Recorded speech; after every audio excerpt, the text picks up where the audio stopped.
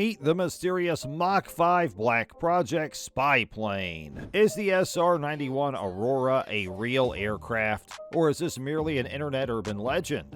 Military planners had the notion to create a hypersonic spy plane in the 1980s that could reach Mach 5 plus and be the fastest piloted aircraft to ever take flight.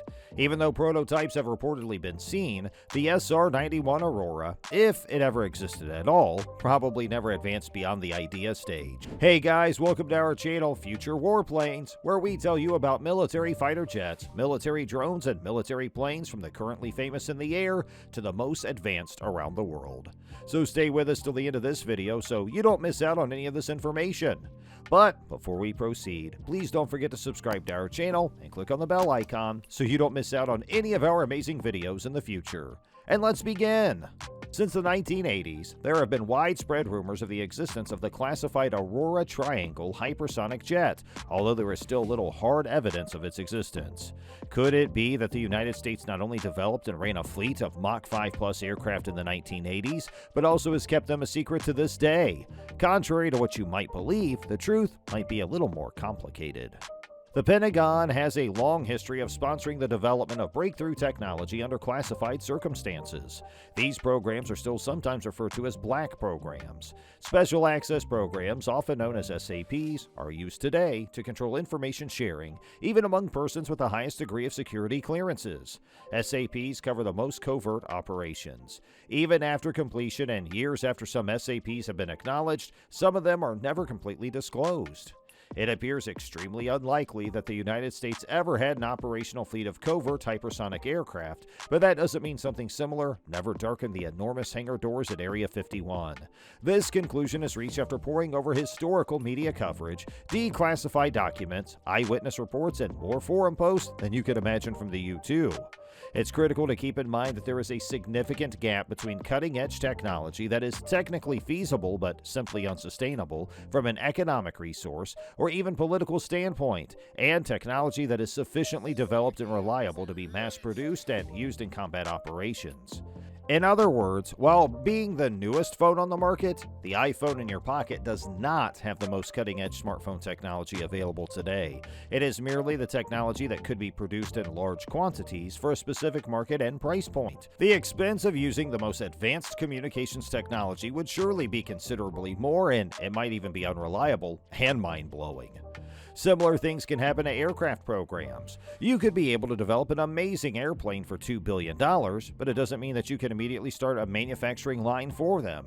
Technology demos, prototypes, and small batch manufacturing of unusual aircraft are not only rumored to be routine in secure locations like Area 51 or Lockheed Martin's Palmdale facility, both of which are beloved by fans, but they're also verified facts. Sometimes efforts don't result in the desired consequence. Sometimes they turn out to be unattractive due to the cost of maintenance requirements. And occasionally, America's secrets are buried in the desert, never to be brought up again. The SR-91 Blackbird from Lockheed, the fastest jet-powered aircraft in history, is renowned for having outrun more than 4,000 missiles while serving as a surveillance platform. It was nearly hard to stop using even the most sophisticated surface-to-air missile systems or highest-flying intercept planes because of its capacity to attain and maintain speeds above Mach 3 for hours at a time. Therefore, when the Air Force decided to phase out the wildly popular and similarly pricey SR-71 in the late 1980s, most people just thought it was because the United States already had an even faster and higher-flying replacement in development. That presumption had some basis. There was a lot of discussion regarding a replacement for the Blackbird in the secluded chambers of the Pentagon and Congress. Attempting to learn the truth about Aurora now, more than 3 decades later, will unavoidably lead you down a winding corridor of references to countless other real or imagined classified programs, some of which may still be in operation today. Irrefutable facts have been twisted around hypothetical narratives so fundamentally that they no longer even make sense. After all, the Aurora has always been said to be a triangular hypersonic aircraft, similar to tales of Lockheed Martin's own SR-72 program, which the company actively marketed before the start of the current hypersonic arms race. The necessity for airborne reconnaissance persisted after the retirement of the SR-71, just like it does today, despite the fact that satellites were already proving to be very effective at gathering intelligence at the time. In reality, for a while in the 1990s, the SR-71 was brought back into service to help with the country's reconnaissance requirements. Many people believe that the Air Force would not just allow the SR-71 to be retired without having a worthy replacement already warming up on the sidelines. Furthermore, they might have had some of it right. There is some proof that a very fast aircraft was being tested during the time period that is frequently connected to Aurora. A journalist by the name of Steve Douglas was listening to military aircraft channels in Southern California 2 consecutive days in April 1992, the 5th and the 22nd respectively, when he overheard some very peculiar radio communication. A jet with the call sign Gas Pipe was cooperating with air traffic controllers out of the nearby Edwards Air Force Base, according to Douglas. The jet must have been flying at a very high altitude and speed based on what he had heard. Almost all of America's fixed-wing aircraft were eliminated when they descended from 67,000 feet, with the exception of the SR-71 and U-2, both of which were proven not to be in flight on the days Douglas recorded the radio messages. William B. Scott, a longtime editor of Aviation Week and Space Technology, examined Douglas's recordings for the Smithsonian Magazine in 2010 and felt confident that they were authentic, indicating that either the Air Force was lying about the space shuttle secretly landing at Edwards in 1992, or a gas pipe had to be some kind of incredibly fast classified aircraft. Seismologists from the United States Geological Survey had been observing earthquakes close to the San Gabriel Valley in Southern California that were consistent with the sonic boom from a high-altitude supersonic aircraft, according to Bill Sweetman and others from the renowned Jane's Defense Weekly, a defense publication in August of 1992. It should be noted that these activities always occurred on Thursdays at around 7 a.m. However, Sunday and Wednesday were the days when Douglas's radio interviews were recorded. Sweetman argued that the claimed sonic boom's characteristics were inconsistent with any known aircraft in American hangars.